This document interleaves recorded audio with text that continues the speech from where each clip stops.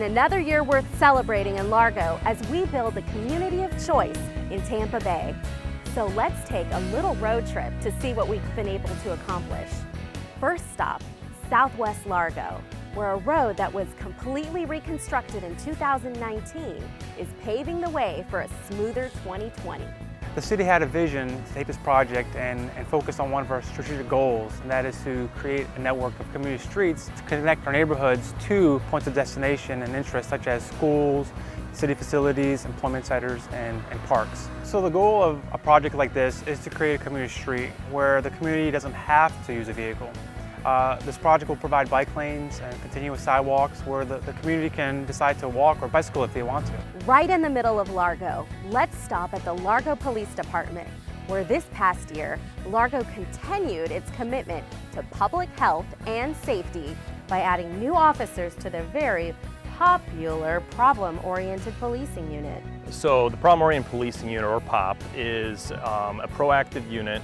We're making contacts with our business owners, our residents. We're helping out patrol officers when they need help with follow-up. We had a recent call for service on patrol where there was someone in crisis, and the officer's impact on scene and Officer Soto's follow-up afterwards, that resident was very grateful with going through a very hard time.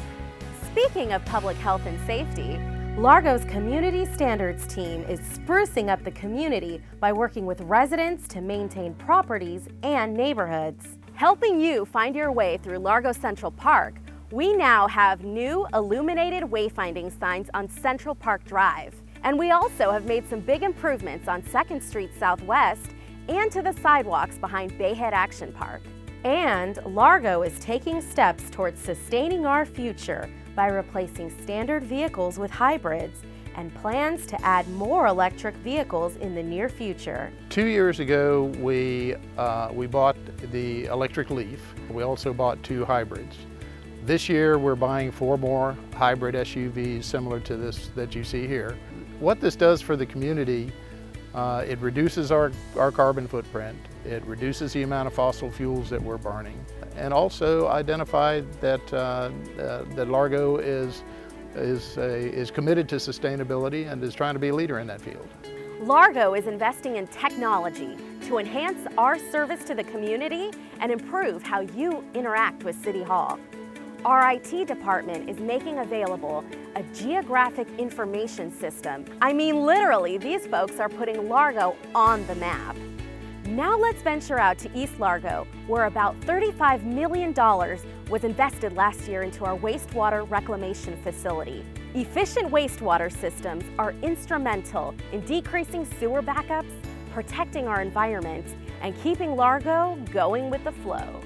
We did a headworks upgrade to buffer additional rain that comes in during wet weather events. Many people don't think about where things go once they flush the toilet. There's the wet weather project, which is the collection system, which allows your raw sewage to get to our treatment plant faster and more reliably.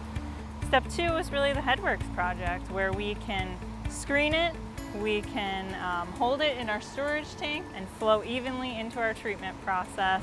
Those are just the highlights, and there's plenty more just around the corner. With a commitment to sustainability, public health and safety, and community pride, Largo's vision is 2020. To learn more about what the City of Largo is doing to build the community of choice and to learn how to get involved, visit largo.com/connect. I could drone on, but there's no time. We've got work to do. See you later.